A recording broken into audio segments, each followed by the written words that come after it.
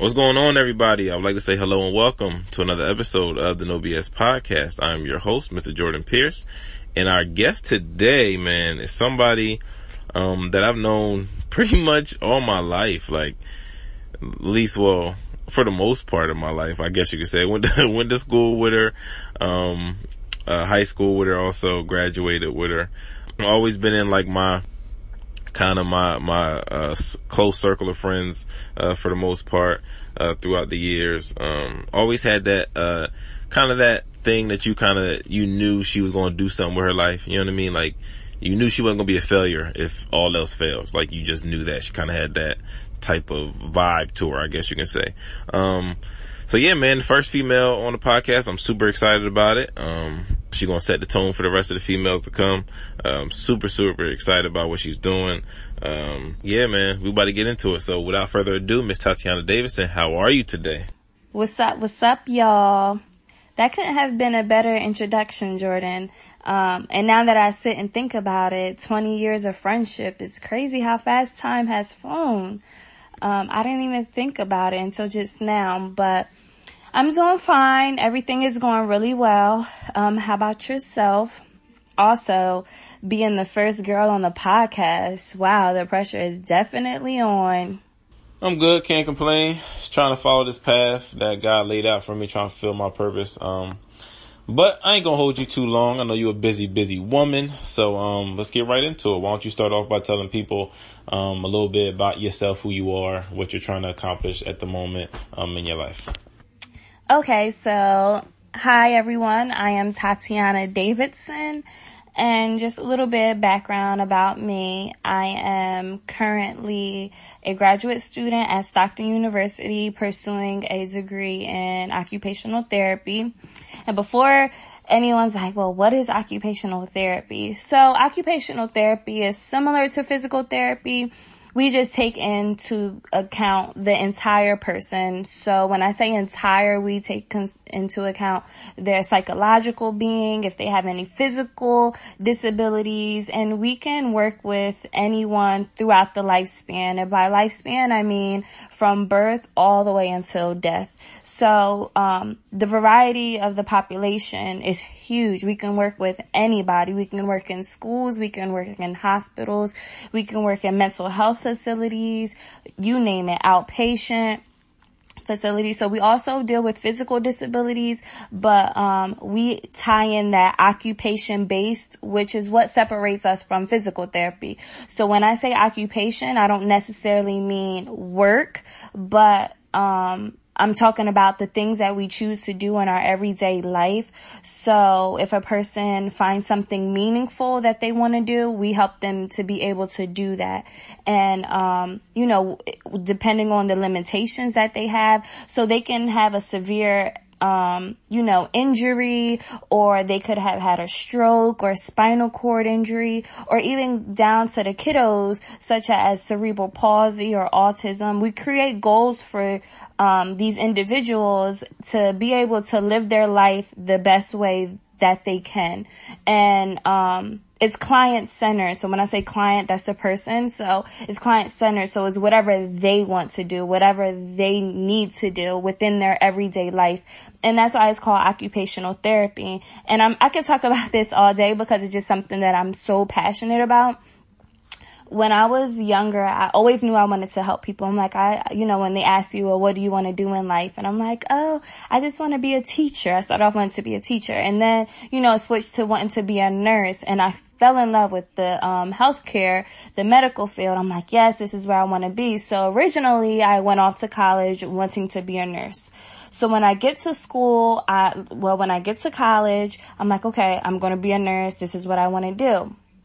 But I went to like this information session on campus, and and it was about therapy. And I'm like, I could see myself doing that. I knew I just didn't want to push a med cart around. I wanted to help people have that quality of life.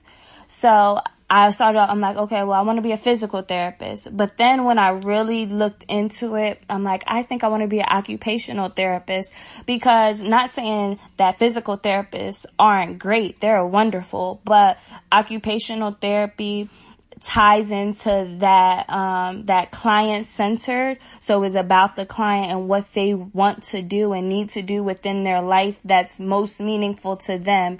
And I feel like I would appreciate that more. So yeah, so like I said, I could talk about it all day. So that's what I'm in school for. I'm in my last year. I get pinned in April and I have a white coat ceremony. So 6.5 years, I'm almost there. I'm almost done. Okay, and I'm also a mom.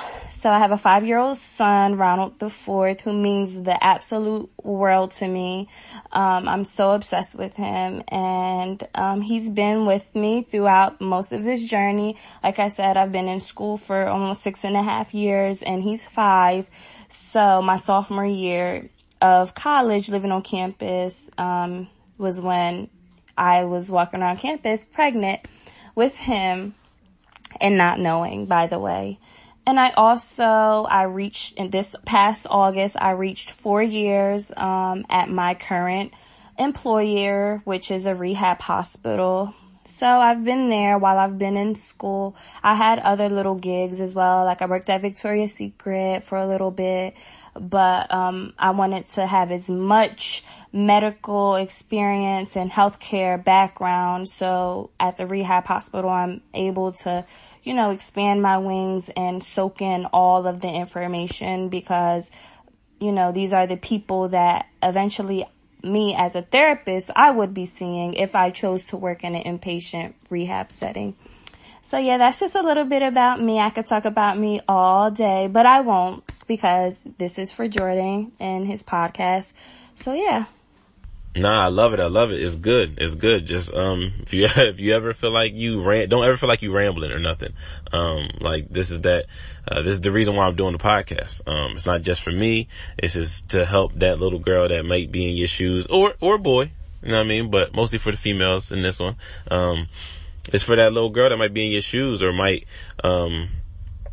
be in a similar situation that may think that their life is over just due to a life-changing moment. And I happen to believe that the most or the biggest life-changing moment is having a child. So that's kind of what it's for. And you never know. You say something about occupational therapy that might spark somebody into wanting to become an occupational therapist. Or if you say something just about like you talking about yourself, you might spark something in somebody saying, hey, well, I see that in me as well, and I can go and do a big thing. So definitely like I said, that's the reason why I'm doing a podcast, just to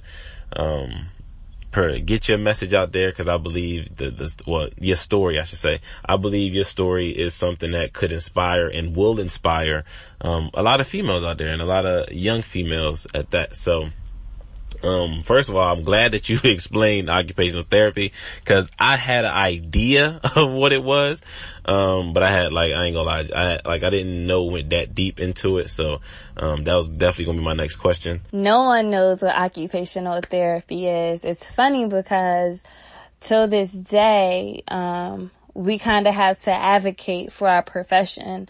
It's been around for a very long time, believe it or not, but people just don't know what it is. And I think the name occupational is what throw people off. Like, oh, well, do you help people get jobs? No, not really. So I think that's what throws people off the most, because like within the occupational therapy roots, occupation isn't considered a job necessarily. It's considered the things that you choose to do in your everyday life, So I think that's why it kind of throws people off and they don't really know what an occupational therapist is. I always say, like, you know what a speech therapist is? You know what a physical therapist is? We work very closely related to those two professions. So that's dope. But you said in there that you made a switch from you wanting to be a teacher to wanting to be a nurse, or like enter the medical field. What made that switch, or do you remember making that switch? What made the switch, and what confirmed it? So after you did say, okay, I don't want to be a teacher no more, I want to be a nurse, what confirmed that? There wasn't really no big reason for that. I just think that I started to learn what a nurse was and what nurses did for people and what they do. that's what kind of geared me to wanting to do nursing and then wanting to work into the medical field. But it wasn't no really big reason why I didn't want to be a teacher. Like it's just like another profession came about that, I learned, and then I'm like, oh, well, maybe, I can do nursing. And that's how it went. It really wasn't no like big reason or significant reason for me to want to switch from one to the other. I still think teachers are amazing and what they do for students is amazing. But, I just wanted to go into the medical field because I also wanted that job security. I feel like, sadly to say and to use this in a sense, but people are always going to be sick. People are going to get injured. People are always going to need help. And I just feel like the healthcare field, you are guaranteed a job, no matter what, across the board, across the spectrum, from nurses to doctors to therapists to CNAs to pharmacists to transportation, everything, all of that falls within the healthcare system. So that's the only reason why I can say that I switched from wanting to be a teacher to a nurse. It's just that job security, because teachers, you got to get tenured, and then you have to, before you're tenured, then you have to like bounce from school to school each year. And, it's just a lot that comes with it. Then, you're salary based, and then some schools don't pay as well. And then the state makes budget cuts for certain schools. So I didn't want to have to deal with all of that. I just wanted to take a better route, should I say, for me anyway. All right, so before we get into pretty much everything, how life is right now, stuff like that, let's take a step back. Take me back to young Toddy. Take me back to freshman. You can do freshman year. Take me back to like freshman year high school, Tatiana. What did what was 15, 16 maybe? What were your goals back then? What did you want to do when you grew up, like after graduation? Okay, so taking it back 10 years, the 15-year-old Tatiana, I think my goals back then were very similar to my goals today. Maybe my goals today and right now are just a little bit tweaked because I'm a little bit older and I'm a little bit more mature. And I'm also more realistic. And when you go through life and you go through things, and sometimes you hit those roadblocks, sometimes you have to jump over those obstacles and go through those loops. But for the most part, my goals have been very concrete. So back to the 15-year-old me, I wanted to be a nurse. I knew I wanted to work into the medical field. And that's kind of the track that I've been on ever since. I took science classes, math courses, anything that I knew that would be beneficial for me for when I got to the point of going off to college. So, up until like my senior year, I knew that I wanted to be a nurse.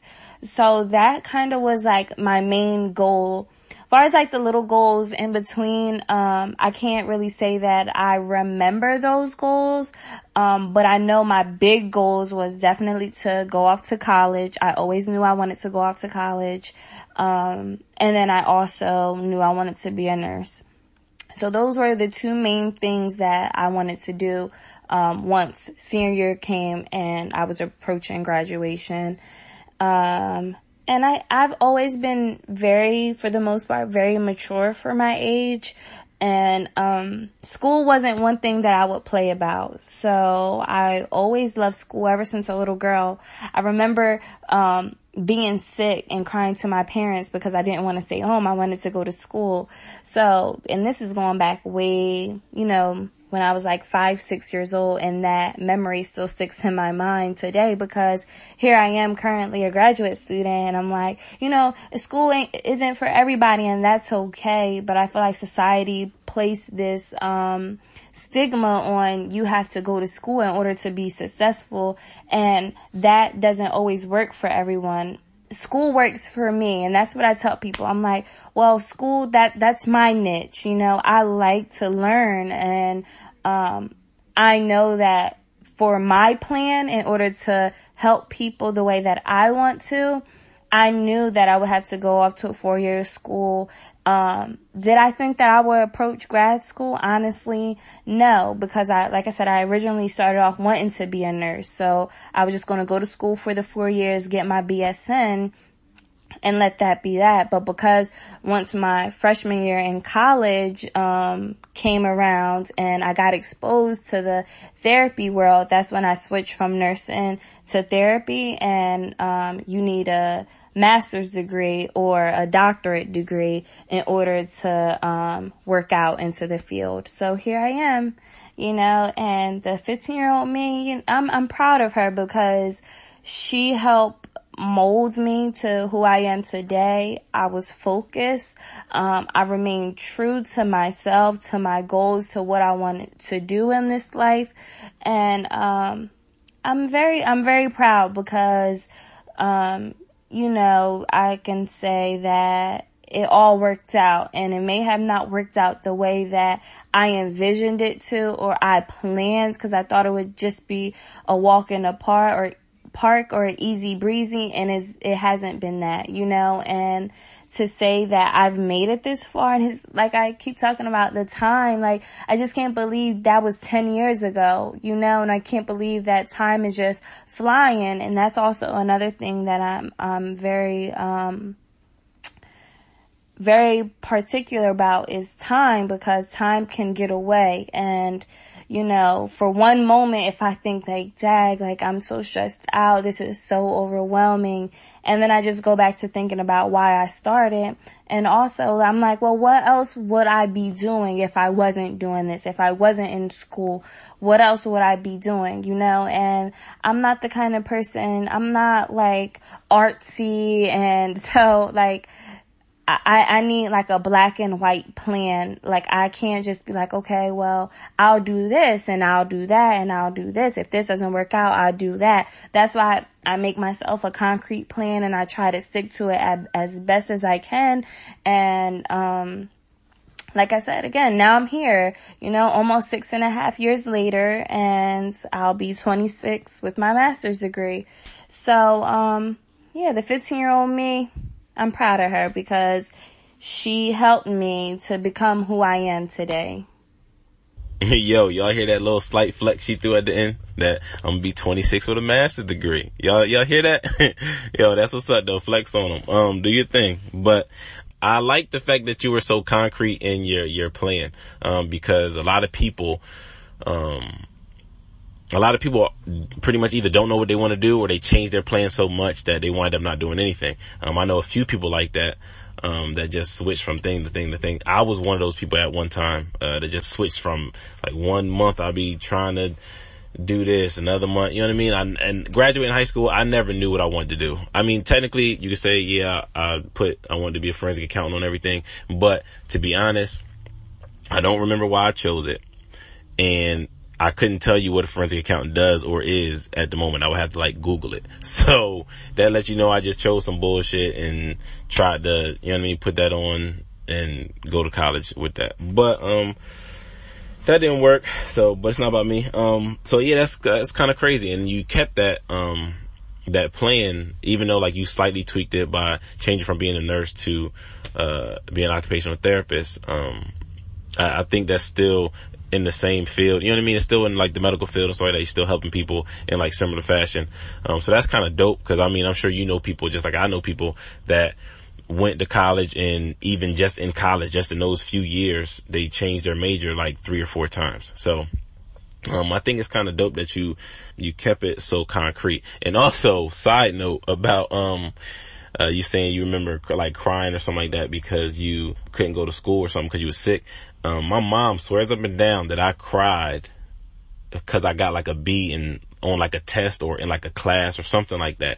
I don't remember that shit at all, but she swears up and down that happened. So, yeah, like school was easy to me. I guess I was passionate about it at a young age, but as I grew older, I just looked at it as something that I could use to, play sports, you know what I mean? I knew the better your GPA was. I used the fact that school was easy to me to like my advantage to say, all right, well, the better my GPA is and me being halfway decent at least at a sport, and work on my craft, it betters my chances, you know what I mean? So that's kind of interesting that you were passionate about school kind of like the whole way through, because a lot of people lose that passion, or even say people that had that passion in high school, they might lose it in college. So I also think that's dope. Now let's kind of get into your college years. So you're in college. I think you said sophomore year, you have your son. And this is kind of like what I really, really want to get into, because I know for me, my mom had me her junior year of college.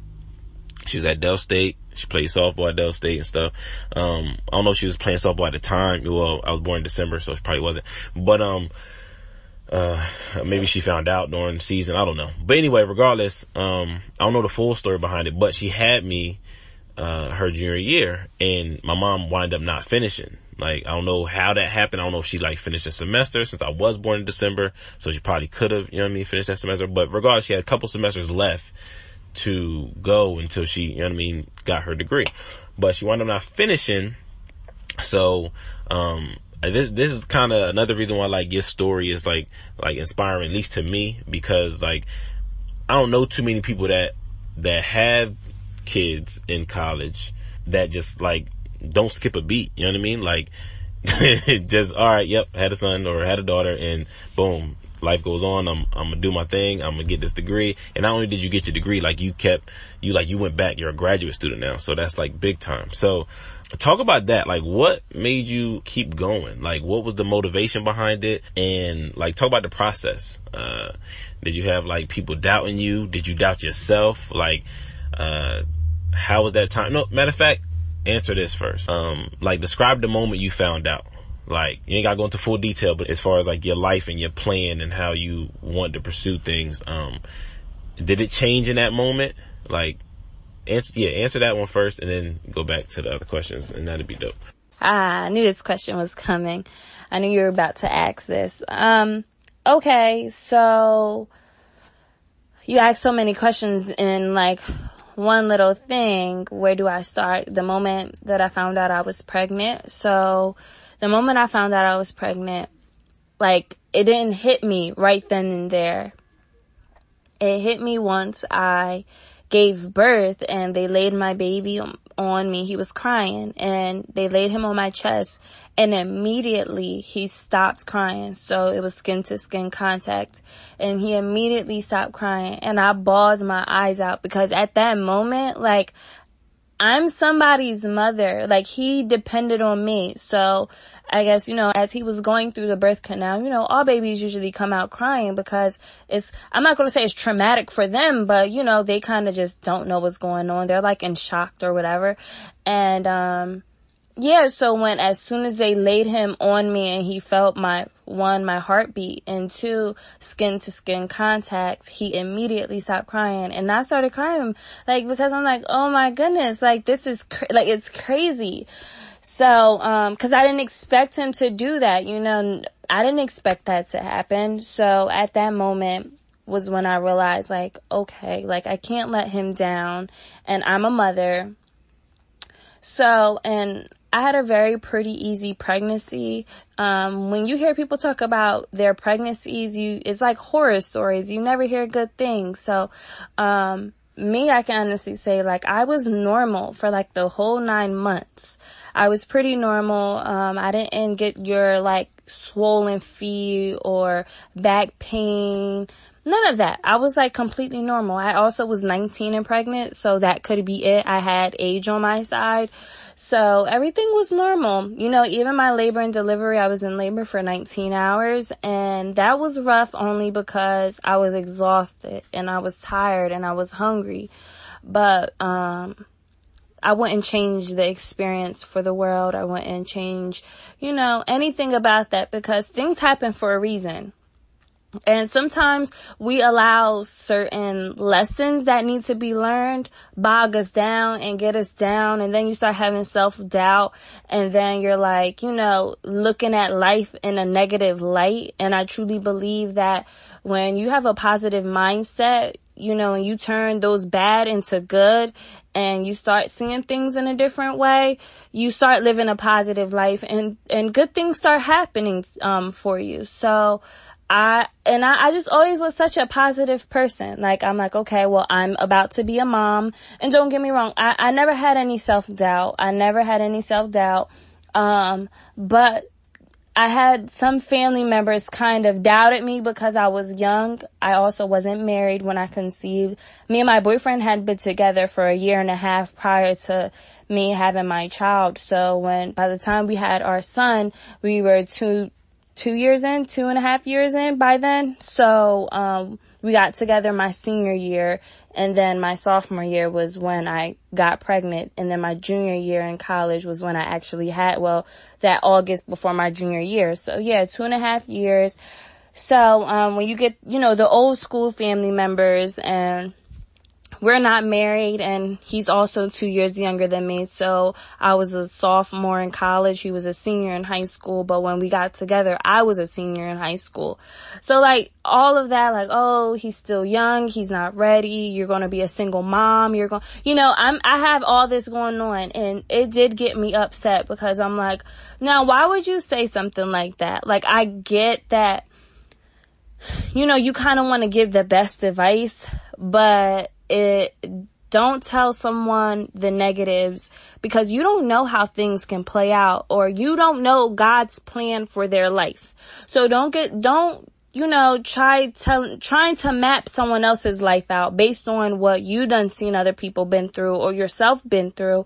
Feed that person some positivity. Like, listen, I know you're young. I know, you guys are about to have a baby together, but feed, and that's where it comes when you want to break generational curses, like, people are just so, like, negative Nancy's when it comes down to the younger generations conceiving and not married, but times have changed completely.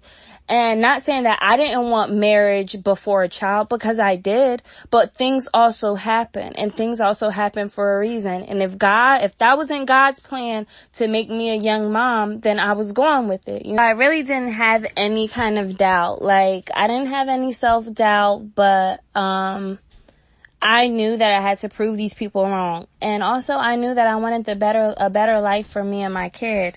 So what I did was, made it happen. I stuck to my plan still. So he was born in August, and I took the fall semester off. So September through December I took off, and I basically was a stay-at-home mom, and then ended up getting a job, a job at Victoria's Secret.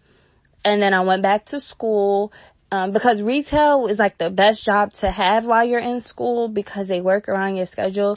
So like, I was able to work weekends. I was able to work after school. So it just worked perfectly for me. And then I ended up, working at the rehab that I've been at for 4 years now. But I just knew that I had to stick to my plan. So, and that's what I did.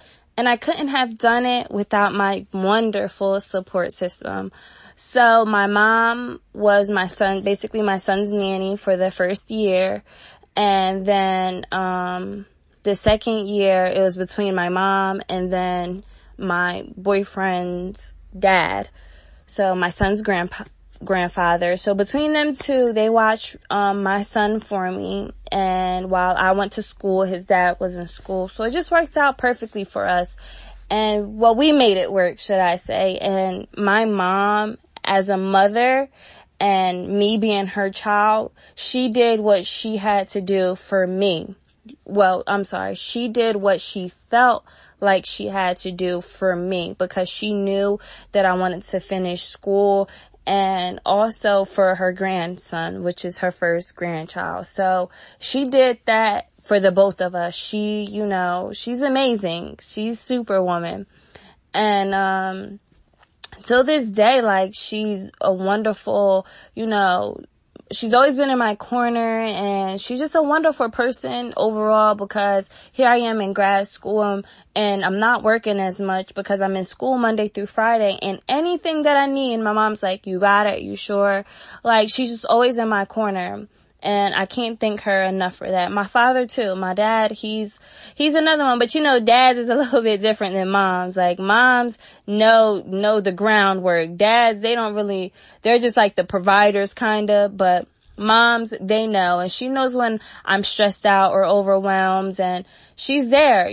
100%. She's always there. And, I just can't thank her enough, you know, from the bottom of my heart. My entire support system, I couldn't have done it without them. And that's what I tell people. People are like, well, how did you do it? Like, you just kept going. You never missed a beat. You just, you know, just kept going with the baby. You were working. You finished your bachelor's degree. Now here you are in a very rigorous, you know, program, and you're still doing it. How? Like, that's how is my support system. And I know not everyone have, you know, the support, but even if it isn't your family members, there's other support out there. There's daycares, there's, I know childcare, like wraparound, like before and after. Like, it's so much stuff out there. You just have to seek it.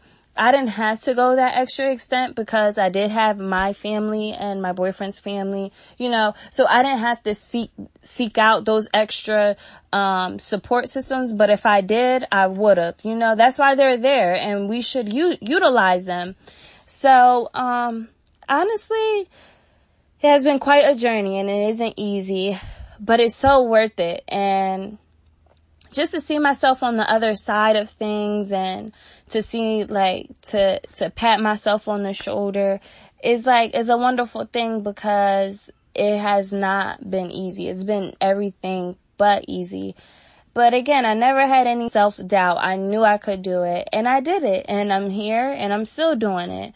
But again, school is my niche. I knew that in order for me to be successful, I knew that going to school was something that I would have to do. So if there is one thing that I can say to everyone, to every young woman out there that has a child, you know, do not get down on yourself. Do not doubt yourself, because God has a plan for each and every one of us. And love up on your babies and take care of yourself, because self-care is important. And try your best, because the only thing that beats a failure is a try. So, and take things day by day, because there shouldn't be a time limit on anything. Like, you know, just because when you, like I said previously, when you put time limit on things, then you get away from that time limit, and then you're just like, dag, like I'm here, I am 30 years old, still living at home with my mom or whatever. Like, don't do that to yourself. Take care of yourself, because that's important. So yeah, that's my story on how you can just keep going without missing a beat. Just by being positive. Positivity will take you a long way. It will also give you a peace of mind. And then when God see that you're trying, and, you know, and I'm big on whatever you put out into this universe, whatever you put out into this world, that good karma always come back to you tenfold. And it's times when you don't expect it, and then you just look up and just like, thank you. Like, I needed that, you know? So, yeah. Okay, so I got two questions. You say you took the fall semester off after having your son. So question number one, what made you, after that fall semester, what made you go back during the spring? Because, you know, a lot of people, once they take a semester off, it's a wrap. They don't wind up going back. So I think I have 3 reasons why I just continued to go back even after taking that fall semester off. My first reason is because I knew that I wanted to complete my bachelor's degree within the 4 years time frame, because when I switched from nursing to therapy, I knew I had to go to grad school. So I wanted to complete my 4-year degree so that I can get into grad school, because this program is very, very competitive. I think my director said about over 400 applicants, and then 60 people get interviewed, and there's only 30 seats. So it's very, very competitive. So I knew I had to get into this very competitive program. and it's only on a yearly basis. So you can only apply one time a year. So if you don't get in that 1 year, then the following year you have to wait to apply to try to get in again, and then again. And there's not many occupational therapy schools within New Jersey, but there are some in Philly. So that was another thing. I'm like, well, I can't live in Philly. I can't live on campus because I have my son. So I just kind of work twice as hard so that I can stay within the South Jersey area to get my degree and to commute back and forth. So I had a plan, and it wasn't my plan A, but it was my plan B because I had a son. So I had to alter my plan a little bit, but that's fine. My second reason is because I knew that if I took longer than a semester off, if I took a year off, it probably would have took me a while to get back in the swing of things, to want to go back to school. And then I would have gotten comfortable, and who knows how long it would have took for me to actually sign back up for school and go to school. So that's another reason why I just kept going, especially because I had that support system. I took advantage of it. So I'm like, okay, once I realized I had as much support as I did in regards to my child, I took advantage and I just continued and went off to school and completed my degree within that 4-year period.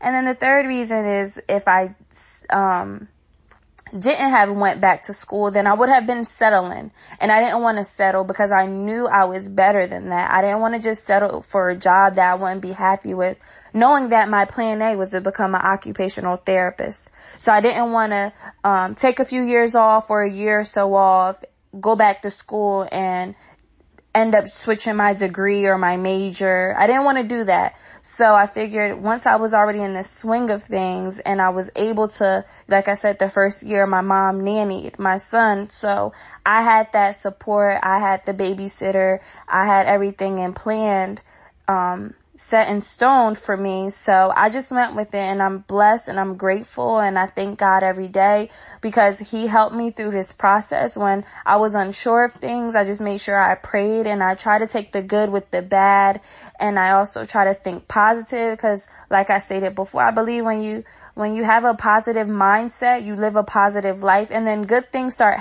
happening for you. And good karma also, when you're good to people and good to others, that comes back tenfold to you. So I knew that if I just kept going and stuck with my plan, that it will all just end up working out in the end. So yeah, so that's the reason why I kept going, because I just didn't want to settle or be complacent, and so I just was like, I'm just going to take the one semester off. He'll be 3 months, and I'm just going to go back to school. And that's exactly what I did. Talk about the process of those first couple days or weeks of actually going back to school. How was that? Was it difficult to, leaving your child that you done been with for a few months consistently every day now? Was that difficult? And was it just difficult to get back into like the swing of things? Okay, yeah, so the process when I went back to school was a little rough for me. So I was a craze. I would write everything down for my mom or for his dad. Like, this is the time he needs to eat. This is the time he needs to be changed. At this time, you can take him a bath. Because I had spent the last 4 months with him, just me and him every single day. And I just wanted him to be in good hands. I knew he was in good hands, but that mommy instinct just kicked in because it's like, well, nobody could take care of my baby better than I can take care of my baby kind of thing. Like, my mom didn't raise 3 of us and we all turned out perfectly fine. But that was just me in my mommy mode. I would literally be in class and I would text my mom, like, what's he doing? Like, every 5 minutes. Send me pictures, like, every 5 minutes. And she'd be like, he's sleeping. Like, newborns. That's all they do is sleep. So I was just like a little crazed because like being away from him was new to me, and I was having like some separation anxiety, and I would be like in class and my subconscious, I could kind of hear my baby crying. It was just the craziest thing for me, and I got through it. It was hard. So like I would keep something in my book bag or like something on me, like of that would remind me of him, just so that I would be okay. And it didn't last very long. It's just those first few weeks or months, maybe. I think it took a few months for me to actually get used to not being around him as much. And then I was okay. Once I like realized, okay, he's in good hands. He's with his grandma, which is my mom, or he's with his dad. Don't worry. So that's really what helped me get through going back to school. He was fine. Like as a newborn, like I said before, newborns just sleep. So all he did was just sleep. He didn't even know mommy was away. So yeah, that process was tough in the beginning. Then once he started to get older, I did miss a few like moments, like when he first started crawling or like just little things I started to miss, but my mom was able to see him. So she would record them, take pictures, or she would allow me to see those moments first for myself before she would be like, oh yeah, I forgot to tell you or whatever. So yeah, just kind of missing those like little special moments when babies are developing and growing. I did end up like missing, but it wasn't much that I missed, but there were just certain little things that I'm like, dag, like I just wish I would have spent more time when he was younger, because it goes by so fast. Okay, so now let's talk about like presently what's going on. What are your current goals that you're trying to achieve and everything, and is pretty much everything going according to plan with what you're trying to accomplish right now? Where am I currently?